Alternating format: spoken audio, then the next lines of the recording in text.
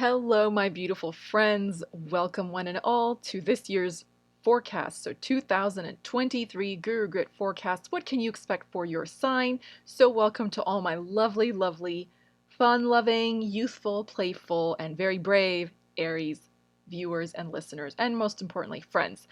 So, let's get into this year. There is quite a bit to get through. It's going to be an eventful one, and I hope that it will be one that is eventful in quite a good way.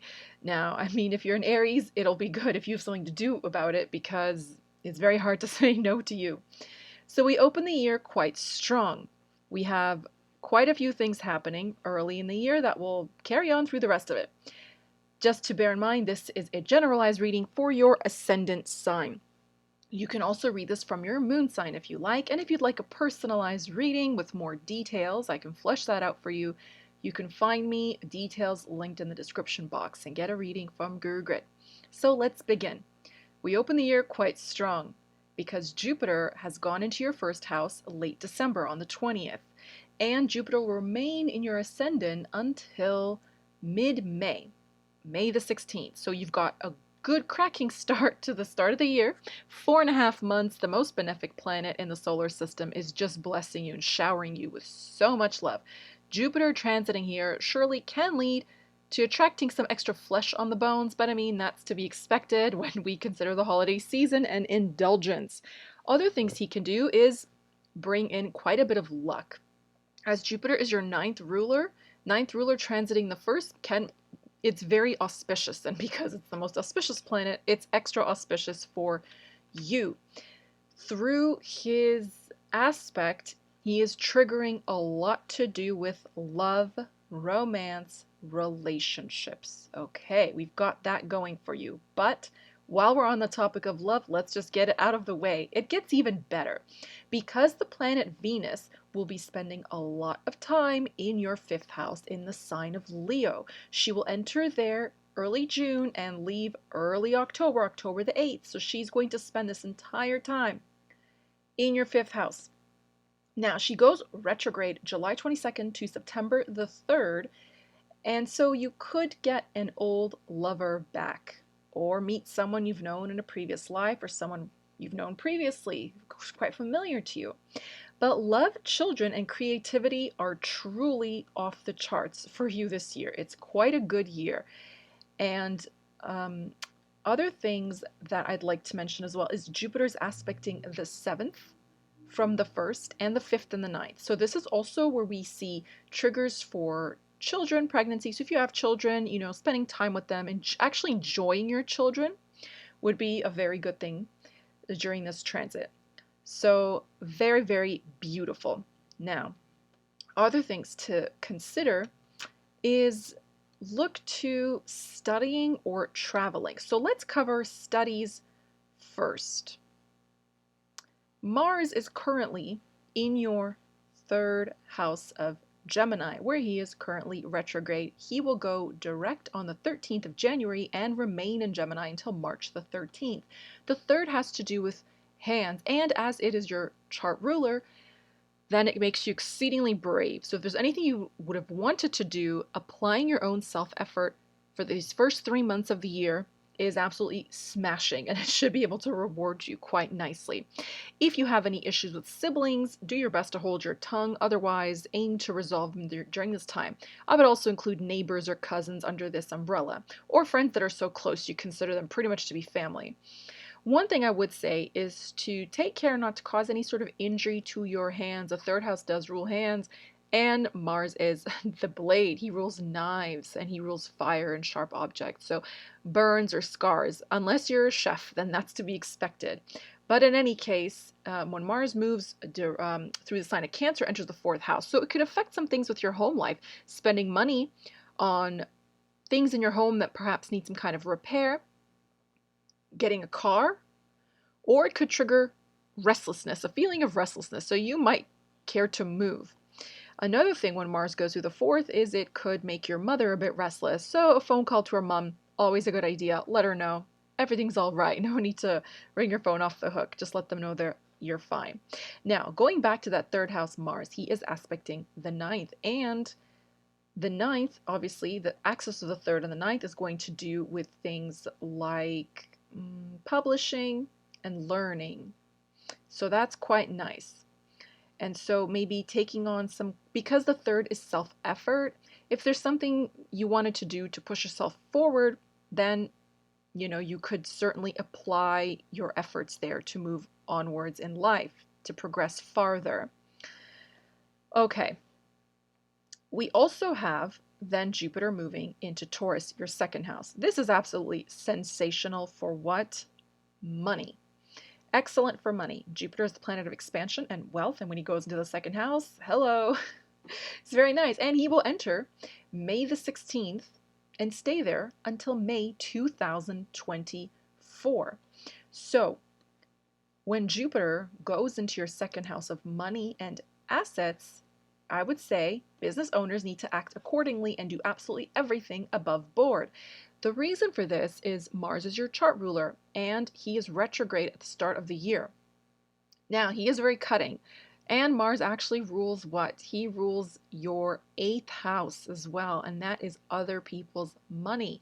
Because Mars rules uniformed professions, you have to take care, Aries, not to, if you have a hobby or a business or something like that, to do everything above board. Make sure you're claiming everything appropriately because you don't want to get any kind of trouble if you get written up, audited, or during tax season or some such things. Just a little word of warning. Now, if you're doing everything you're supposed to do, then by all means, keep doing it. Another thing to mention in terms of finances is that beautiful Venus in the 5th can offer some success with speculative affairs, okay? So affairs in love perhaps, but also with money can prove to be a little bit exciting. Just make sure not to overindulge, especially when she's going backwards. Saturn will change signs. Saturn will leave your 11th house and go into your 12th house beginning March the 7th, 2023 until May 24th, 2025. So quite a long time, 2.5 years. Here's my advice to you when this change happens, is to revise your life. Truly look over what you'd like to keep, what you would like to get rid of. The 12th is the house of loss, and Saturn is karmic retribution, hard work. He rules ethics. He's the executioner of universal law. There's really no getting around him whatsoever. So sit down, have a think, journal what you'd like to keep, what you would like to leave. Saturn in Western astrology is said to be in quite a joyful position when he enters the 12th. However, depends what school of thought you take on this. The 12th is the house of isolation, so it's quite nice, and Saturn likes to be isolated. So make sure that from time to time you make plans to socialize and don't completely ostracize yourself, because it can lead to profound loneliness. Another thing I would recommend is Saturn can disturb sleep in the 12th house, and he can limit our dreams. So it could be good. I mean, if we have some kind of sobering effect, like I was just hemorrhaging my energy and my money. One of the keys to success is knowing when to quit. So you might quit some things. On the other hand, it could make you feel a bit small. So if there's something you're not going after, make sure that you speak to yourself as though you can really do it. Work on getting plenty of rest, as Saturn through the 12th does tend to cause insomnia, restlessness, sleeplessness. One thing that would be really good for this is the 12th is quite charitable. So consider some form of volunteering or giving of your time. That will be quite good, especially if it's with an international organization, a foreign culture, or working with the elderly. So if you have some elderly neighbors, you live in cold climate, like it's quite cold where I am right now, maybe shoveling their driveway without being asked to do so. Grounding yourself, also very good. And like I said earlier, sort out what you're going to keep, what you're going to leave. An exercise routine, plan to pay off some kinds of debts, and step up your budgeting skills and finances. Saturn is aspecting the 6th house, which rules ledgering. So if you've been overspending and quite irresponsible, now's the time to really get that in control. Get plenty of rest and take active efforts to soothe your nervous system. Avoid being overstimulated as best you can with Saturn in the 12th. And while he's in the 11th, before he transits out, you might need to let go of some friends. Okay, he likes to slim things down. Saturn is actually the planet that has to do with letting go, excreting. He has to do a lot with our primal needs. So if there's people in your circle, whether it's a network circle, people you see at the gym, close friends, colleagues that you feel hold you back, don't wish the best for you, you might have to cut them loose. If they fall out of your life, hey, all the better.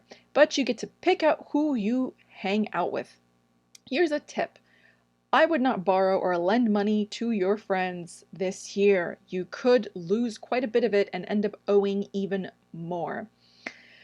Now, let's get into the North Node. This is going to enter on July the 18th until January 11th, 2025 into the sign of, hey, Aries, your actual first house.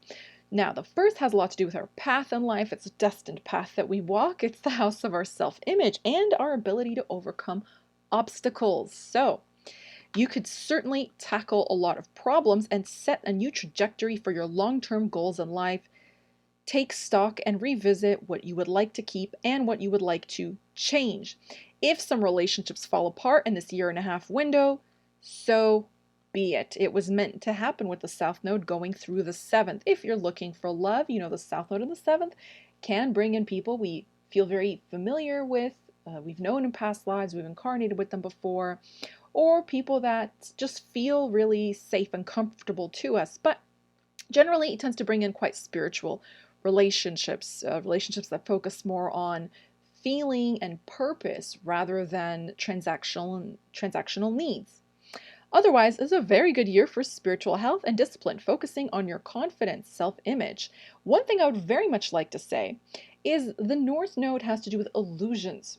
So if you're into having delusions of grandeur, this is the year to really speak to yourself this way, because it will inflame, it will exaggerate your sense of self. So if you're in the business of something like advertising, marketing, branding, if you're looking for work, you might, I am telling you, embellish maybe a little bit. Learn to sell yourself much better than you normally would and do so fearlessly. So, I mean, if you've been living in the clouds a little too long, it can knock you down a peg or two. But if you've been selling yourself short, now's the time to really pitch yourself. I mean, I would really say a great person to read, I'm gonna start recommending books. Napoleon Hill, How to Sell Your Way Through Life. Really learn the power of speaking. Learn what it is to have a manifestor's mouth. One thing I will say, because I'm going to keep it very, very real with you, the North Node is a bit illusionary. And because of this, it doesn't rule things that are necessarily real. So if we think about things like foods, it's not going to rule organic foods and stable and well-managed ethical agricultural industry, we'll put it like that. It's going to rule foods that are processed, calorie-infused junk, not very good for us, okay? And it has to do with intoxicating effects. And the reason I bring this up for your sign, and only your sign very specifically, is because it's in your first house of the body starting this summer. So this summer and the following 18 months, be sure to be mindful of what you consume. Aha, now Aries is actually the sign that rules the head very specifically, so don't just take that to mean diet.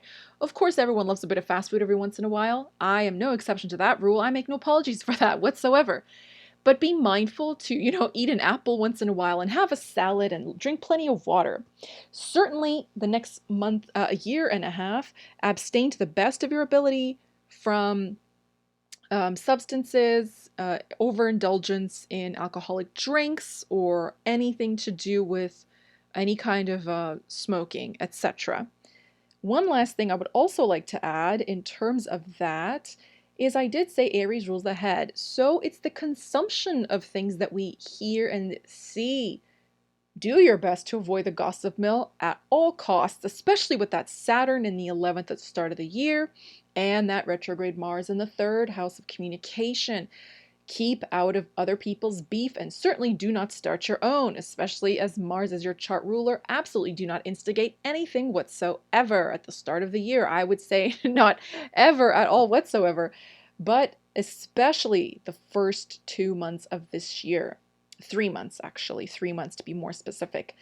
Going through the rest of the year and into 2024, I would surely say do your best not to consume media that will get you feeling really tightly wound or just get your nervous system a little bit fried.